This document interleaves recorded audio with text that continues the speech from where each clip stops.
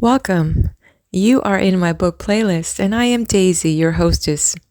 We are going through the book titled The Book of Life, written by Upton Sinclair, published in 1921 by the Payne Book Company of Chicago. It is in the public domain. We are currently going through part 2, titled The Book of the Body, and the author shared with us his points of view about the errors in diet. That's what that section was called. And I have to tell you, I know that I don't have the best of diets, and it is giving me a pause to revisit my foods.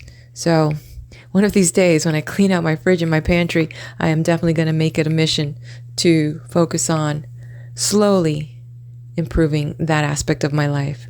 So I'd like to share your thoughts, what you think is an ideal diet or what works for you. We're going to go right into chapter 21, and it is titled Diet Standards. Discusses various foods and their food values, the quantities we need, and their money cost. I think there is no more important single question about health than the question of how much food we should eat. It is one about which there is a great deal of controversy, even among the best authorities. We shall try here for a common sense solution. At the outset, we have to remind ourselves of the distinction we try to draw between nature and man. To what extent can civilized man rely upon his instincts to keep him in perfect health? Let us begin by considering the animals. How is their diet problem solved? Horses and cattle in a wild state are adjusted to certain foods which they find in nature, and so long as they can find it, they have no diet problem. Man comes and takes these animals and domesticates them. He observes their habits and gives to them a diet closely approaching the natural one, and they get along fairly well. But suppose the man, with his superior skill in agriculture, taking wild grain and planting it, reaping and threshing it by machinery, puts before his horse an unlimited quantity of concentrated food, such as oats, which the horse can never get in a natural state, will that horse's instinct guide it? Not at all. Any horse will kill itself by overeating on grain. I have read somewhere a clever saying, that a farm is a good place for an author to live, provided he can be persuaded not to farm it. But once upon a time I had not heard that wise remark, and I owned and tried to run a farm. I had 2 beautiful cows, of which I was very proud, and one morning I woke up and discovered that the cows had got into the pear orchard and had been feeding on pears all night. In a few hours they both lay with bloated stomachs, dying. A farmer told me afterwards that I might have saved their lives if I had stuck a knife into their stomachs to let out the gas. I do not know whether this is true or not, but my 2 dead cows afford a perfect illustration of the reason why civilized men cannot rely upon his instincts and his appetites to tell him when he has had enough to eat. He can only do this provided he rigidly restricts himself to the foods which he ate in the days when his teeth and stomach and bowels were being shaped by the process of natural selection. If he is going to eat any other than such strictly natural foods, he will need to apply his reason to his diet schedule.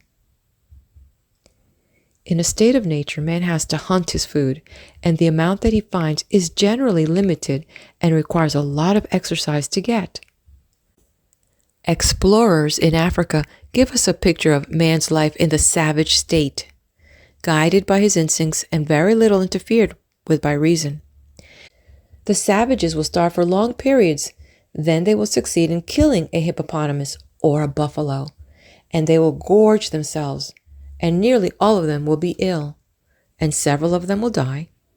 So you see, even in a state of nature and with natural foods, restraint is needed, and reason and moral sense have a part to play. What do reason and moral sense have to tell us about diet? Our bodily processes go on continuously, and we need at regular intervals a certain quantity of a number of different foods. The most elementary experiment will convince us that we can get along, maintain our body weight and our working efficiency upon a much smaller quantity of food than we naturally crave. Civilized custom puts before us a great variety of delicate and appetizing foods, upon which we are disposed to overeat. And we are slow observers indeed if we do not note the connection between this overeating and ill health. So we are forced to the conclusion that if we wish to stay well, we need to establish a censorship over our habits. We need a different diet regimen from the haphazard one which has been established for us by a combination of our instincts with the perversions of civilization.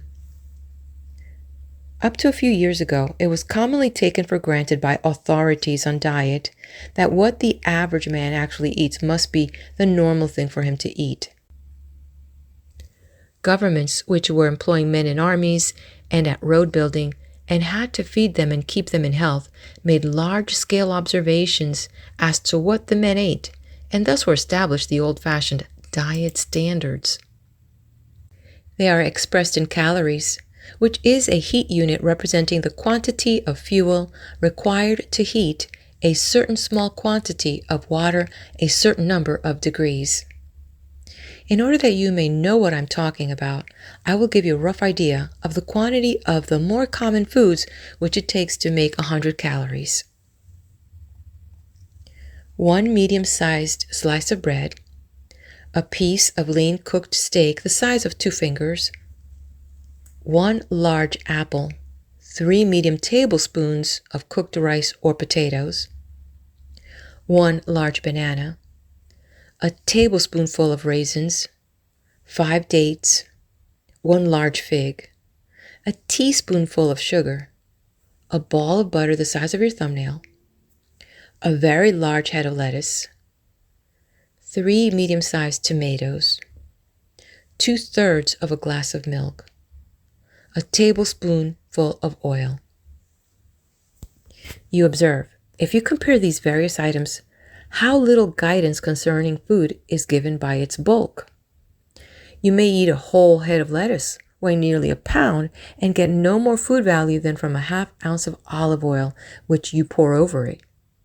You may eat enough lean beefsteak to cover your plate, and you will not have eaten so much as a generous helping of butter. A big bowl of strawberries will not count half so much as the cream and sugar you put over them. So you may realize that when you eat olive oil, butter, cream, and sugar, you are in the same danger as the horse eating oats, or as my 2 cows in the pear orchard. And if some day a surgeon has to come and stick a knife into you, it may be for the same reason. The old-fashioned diet standards are as follows. Swedish laborers at hard work over 4,700 calories. Russian workmen at moderate work, German soldiers in active service, Italian laborers at moderate work between 3,500 and 3,700 calories. English weavers nearly 3,500 calories. Austrian farm laborers over 5,000 calories. Some 20 years ago, the United States government made observations of over 15,000 persons and established the following known as the Atwater standards. Men at very hard muscular work, 5,500 calories. Men at moderately active muscular work, 3,400 calories. Men at light to moderate muscular work, 3,050 calories. Men at sedentary or women at moderately active work, 2,700 calories. In the last 10 or 15 years, there has arisen a new school of dietetic experts, headed by Professor Chittenden and Fisher of Yale University. Professor Chittenden has published an elaborate book, The Nutrition of Man, in which he tells of long-continued experiment upon a squad of soldiers and a group of athletes at Yale University, also upon average students and professors. He has proved conclusively that all these various groups have been able to maintain full body weight and full working efficiency upon less than half the quantity of protein food hitherto specified, and upon anywhere from 1/2 to 2/3 the calorie value set forth in the former standards. When I first read this book, I set to work to try its theories upon myself. During the 5 or 6 months that I lived on raw food, I took the trouble to weigh everything that I ate and to keep a record. It is, of course, very easy to weigh raw foods exactly, and I found that I lived an active life and kept physical health upon slightly less than 2,500 calories a day. I have set this as my standard and have accustomed myself to follow it instinctively and without wasting any thought upon it. Sometimes I fall from grace, for I still crave the delightful cakes and candies and ice cream upon which I was brought up. I always pay the penalty and know that I will not get back to my former state of health until I skip a meal or two and give my system a chance to clean house. The average man will find the regimen set forth in this book austere and awe-inspiring. I do not wish to pose as a paragon of virtue, so perhaps I should quote a sarcastic girl cousin who remarked when I was a boy that the way to my heart was with a bag of ginger snaps. I live in the presence of candy stores and never think of their existence, but if someone brings candy into the house and puts it in front of me, I have to waste a lot of moral energy in letting it alone. A few years ago, I had a young man as a secretary who discovered this failing of mine and used to afford himself immense glee by buying a box of chocolate and leaving it on top of my desk. I would give him back the box with some of the chocolates missing, but he would persist in forgetting it on my desk. He would hide and laugh hilariously behind the door until my wife discovered his nefarious doings and warned me of them. Professor Chittenden states quite simply the common sense procedure in the matter of food quantity. Find out by practical experiment what is the very least food upon which you can do your work without losing weight. That is the correct quantity for you. And if you are eating more, you certainly cannot be doing your body any good. And all the evidence indicates that you are doing it harm. You need not have the least fear in making this experiment that you will starve yourself. Later on in a chapter on fasting, I shall prove to you that you carry around with you in your body sufficient reserve of food to keep you alive for 80 or 90 days. And if you draw on a small quantity of this, you do not do yourself the slightest harm. Cut down the amount of your food. Eat the bulky foods which contain the less calorie value and weigh yourself every day. And you will be surprised to discover how much less you need to eat than you have been accustomed to. One of the things you will find out is that your stomach is easily fooled. It is largely guided by bulk.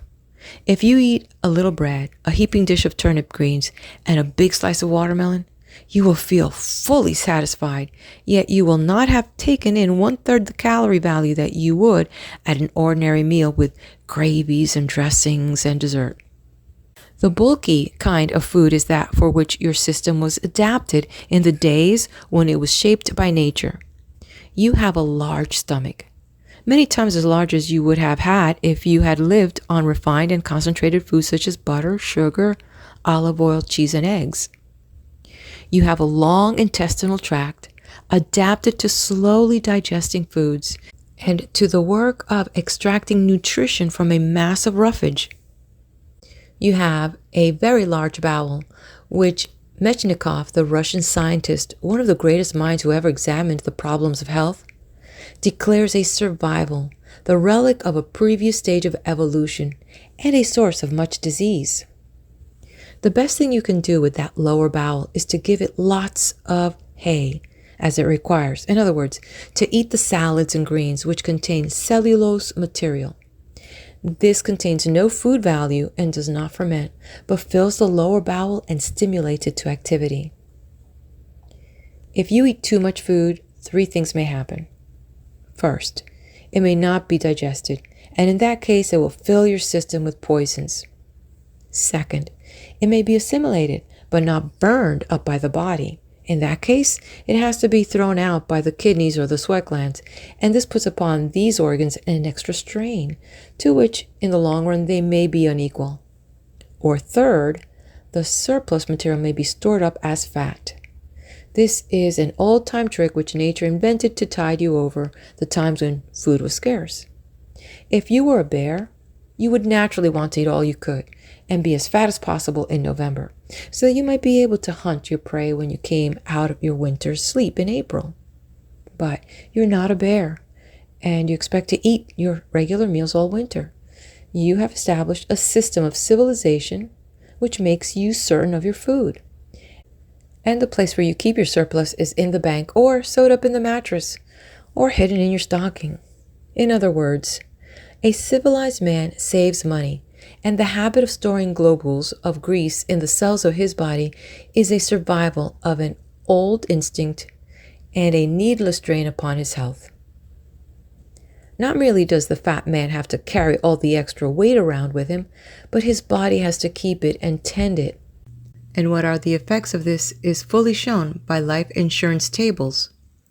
People who are 5 or 10% overweight have 5 or 10% more chance of dying all the time, while people who are 5 or 10% underweight have 5 or 10% more than the average of life expectation.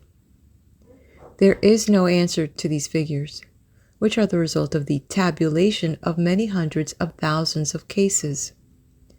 The meaning of them to the fat person is to put himself on a diet of lean meat, green vegetables, and fresh fruits until he has brought himself down not merely to the normal fatness of the civilized man, but to the normal leanness of the athlete, the soldier on campaign, and the student who has more important things to think about than stuffing his stomach.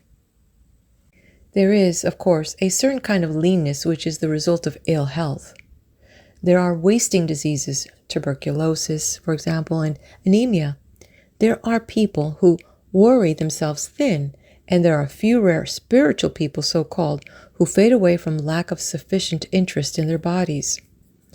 That is not the kind of leanness that I mean, but the active, wiry leanness which sometimes lives 100 years. Nearly always you will find that such people are spare eaters, and you will find that our ideal of rosy plumpness, both for adults and children, is a wholly false notion. We once had in our home as servants an Irish girl, who was what is popularly called a picture of health, with those beautiful flaming cheeks that Irish and English women so often have. She was in her early 20s, and nobody who knew her had any idea but that her health was perfect. But one morning she was discovered in bed with one side paralyzed, and in a couple of weeks she was dead with erysipelas. The color in her cheeks had been nothing but diseased blood cells, overloaded with food material. And with the blood in that condition, one of the tiny vessels in the brain had become clogged. In the same way, I have seen children, 2 or 3 years old, plump and rosy, and considered to be everything that children should be. But pneumonia would hit them, and in 2 or 3 days they would be at a death's door. I do not mean that children should be kept hungry. On the contrary, they should have 4 or 5 meals a day so that they do not have a chance to become hungry. But at those meals they should eat in great part the bulky foods which contain the natural salts needed for building the body. If a child asks for food, you may give it an apple, or you may give it a slice of bread and butter with sugar on it. The child will be equally well content in either case. But it is for you, with your knowledge of food values, to realize that the bread with butter and sugar contains 2 or 3 times as much nutrition as the apple, but contains practically none of the precious organic salts which will make the child's bones and teeth. So far I have discussed this subject as if all foods grew on bushes outside your kitchen door, and all you had to do was to go and pick off what you wanted. But as a matter of fact, foods cost money, and under our present system of wage slavery, the amount of money the average person can spend for food is strictly limited. In a later book, I'm going to discuss the problem of poverty, its causes and remedies. All that I can do here is to tell you what foods you ought to have, and if society does not pay you enough for your work to enable you to buy such foods, you may know that society is starving you, and you may get busy to demand your rights as human beings.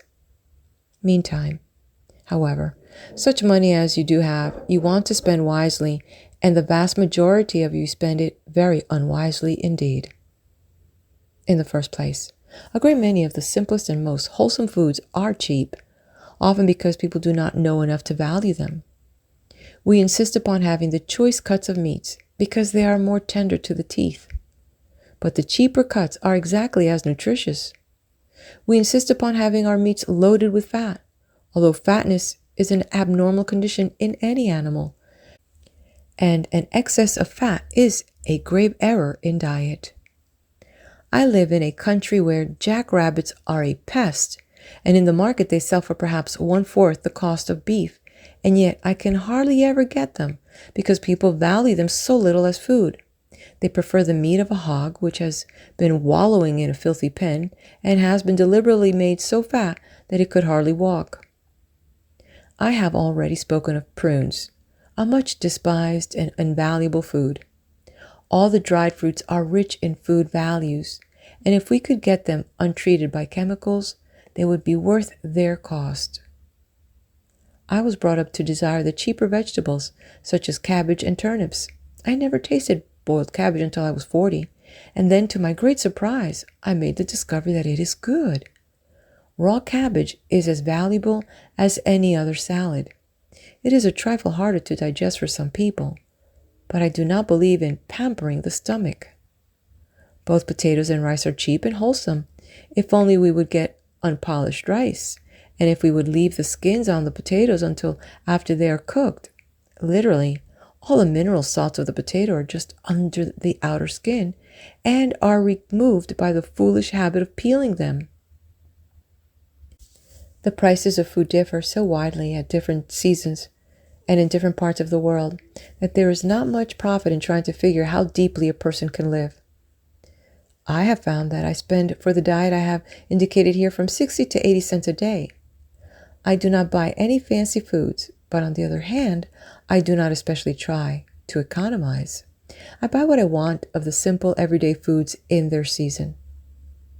Most everyone will find that it is a good business proposition to buy the foods which he needs to keep in health.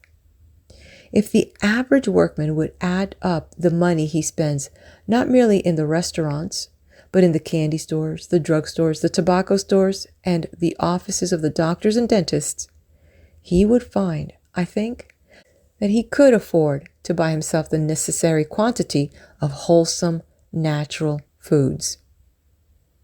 For a family of 3, in the place where I live, enough of these foods can be purchased for $1 a day, and this is about 1/4 what common labor is being paid, and 1/8 of what skilled labor is being paid.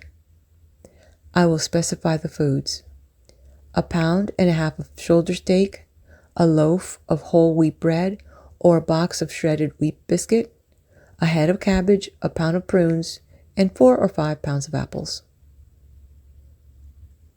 There are many ways of saving in the purchase of food if you put your mind upon it. If you're buying prunes, you may pay as high as 50 cents or $1 a pound for the big ones, and they are not a bit better than the tiny ones, which you can buy for as low as 8 cents a pound in bulk. When bread is stale, the bakers sell it for half the price, despite the fact that only then has it become fit to eat. If you buy canned peaches, you will pay a fancy price for them, and they will be heavy with cane sugar. But if you inquire, you find what are known as pie peaches, put up in gallon tins without sugar, and at about half the price. The butcher will sell you what he calls Hamburg steak at a very low price, and if you let him prepare it out of your sight, he will fill it with fat and gristle.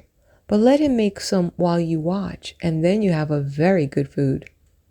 One of my diet rules is that I do not trust the capitalist system to fix me up any kind of mixed or ground or prepared foods.